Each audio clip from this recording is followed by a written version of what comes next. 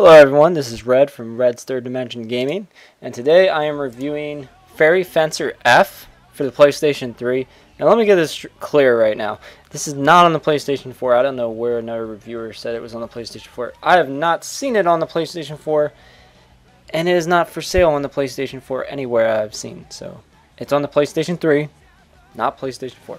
Fairy Fencer F is a JRPG, turn-based, and it has a lot of similarities to the game Mugen Souls Z. If you've ever played Mugen Souls Z, the story is actually set up very similarly. The only main differences are the gameplay elements, and the game seems a lot easier than Mugen Souls Z.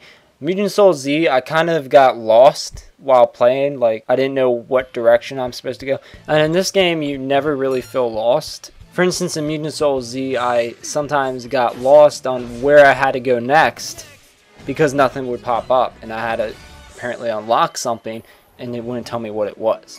In this game, you never really feel lost at all. So yes, this game is a turn-based RPG, Hyperdimension Neptunia, and if you ever played Final Fantasy X, which is like one of my favorite RPGs of all time, with that turn-based, but I mixed that a little bit with the Hyperdimension Neptunia. It's a lot like Hyper.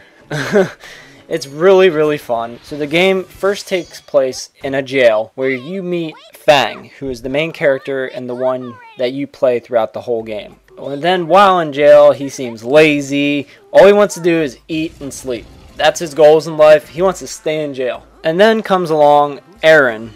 This is his fairy, and after she convinces him that they must escape from jail, the story goes back 3 days earlier, showing you how they got there. I am now going to show a little clip of what happens to Fang next.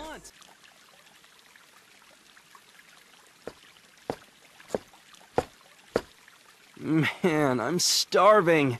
I wish someone would donate me some bread. How's it going? You're not from around these parts, are you?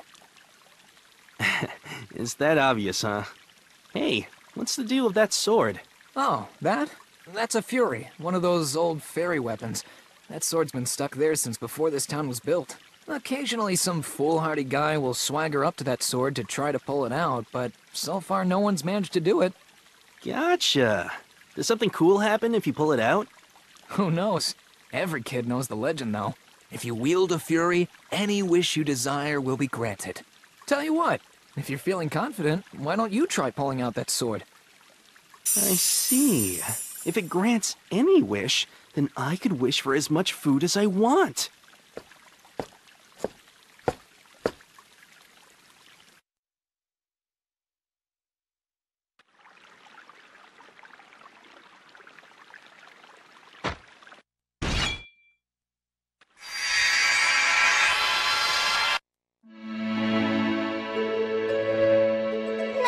You. My name's Erin. I'm a fairy. Give me some food. I am the life that resides in the Fury you hold in your hand. Oh, what's your name? I'm Fang. Give me some food. Nice to meet you, Fang. That sword belongs to you now, and with it, my power is yours as well. From this day forward, you are now a fencer. You're going to help me collect the Furies. Hey, wait a minute. I shut my mouth and let you give your little spiel, but this is where I draw the line. A fencer? No one decides my fate except me. Now, hurry up and make with the food. Fencers are sword specialists who fight to collect the Furies. That sword in your hand is just one Fury out of 100. If you gather all the Furies and revive the goddess who has been sealed away with the vile god, your wish will be granted. So to just give you a little more taste of that story, basically you have to go around collecting all 100 weapons which contain Furies. Every time you get a new weapon, you're going to find a Fury. And once you beat the Fury, then you can actually bond with the Fury and use it to your advantage. There are a lot of little elements like that in the game that I really enjoy, like the bonding. Why is it we're trying to get all these Furies? Well, basically, you're trying to get all the Furies to either unbond the goddess or the vile god. You actually get a choice in that. And apparently long ago, there was a war between the goddess and the vile god. And because they were equally matched, they both created a vast number of special weapons with godly energy. Each of these weapons contains a life force called a fairy. And every time you beat a Fury, you can actually take a sword out of either the goddess or the vile god, and you get the choice in that, and eventually you'll just unlock the whole being itself. The only reason why Fang's doing this is because he wants all the food that he can eat forever, because he's a very weird character. But I found him actually quite funny, and I found Aaron funny. A lot of characters, they have their own little way of entertaining you.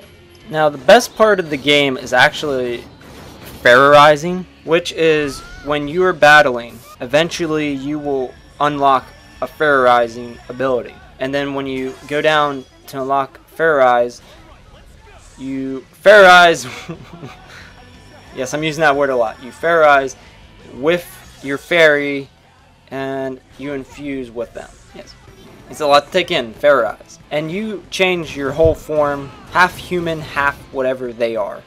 And it looks pretty cool. And you gain extra strength, your attacks are better, your defense is better. You're pretty much almost unstoppable, but you can die, because it happened to me. I died. I'm not going to be afraid to say that.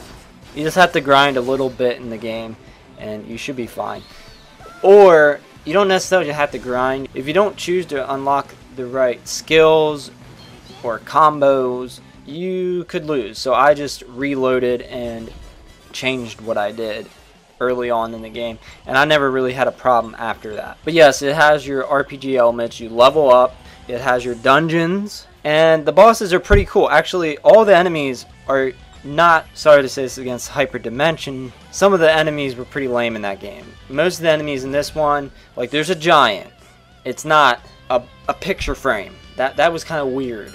This game has enemies and they don't all look stupid. Majority of the enemies look pretty cool throughout the game.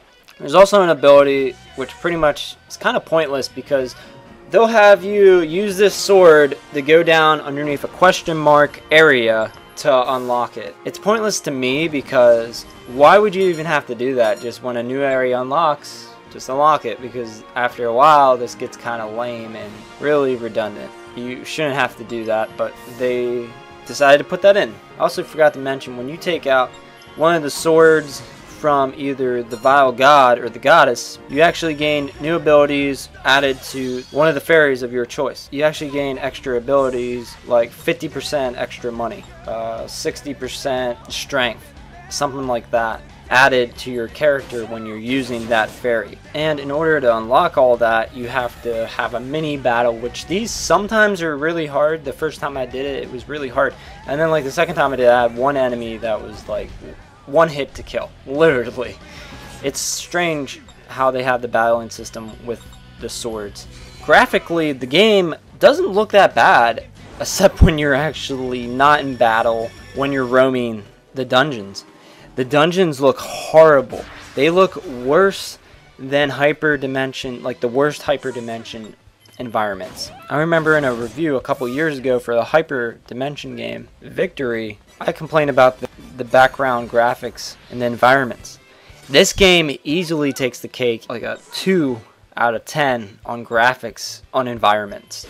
And your character itself doesn't even look that good in the environments. Overall, dungeon graphics are terrible. However, the anime in the cutscenes are pretty good, and the towns don't look that bad. The towns are pretty detailed.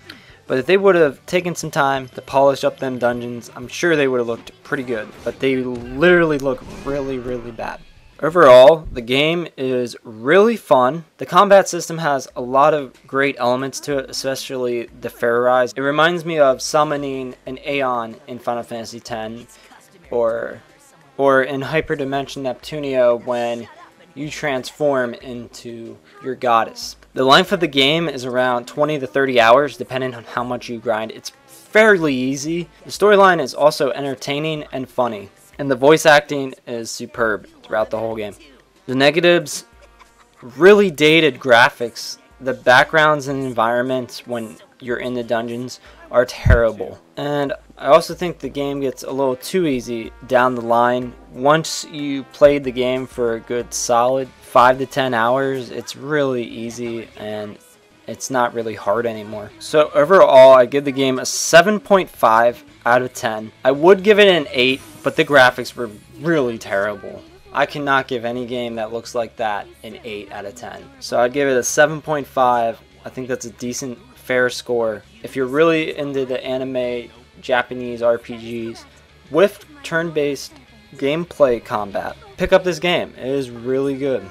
You're going to get your money's worth because it's a 20 to 30 hour game. You could even have longer than 30 hours. I've talked to people and I haven't seen anyone get over 30 hours, but it's a really solid game. Go ahead, pick it up. If you would like to buy the game, don't forget to use my Amazon link below. You'll be helping my channel and Amazon will give me 6% of the sale. Don't forget to check out my walkthrough series I'm doing on this game and doing on many other RPG games. I will continue them. It just takes some time since I get like a new JRPG every week.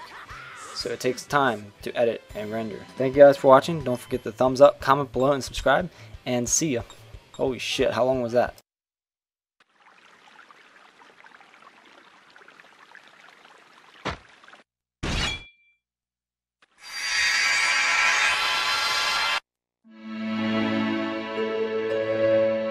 Nice to meet you. My name's Aaron. I'm a fairy.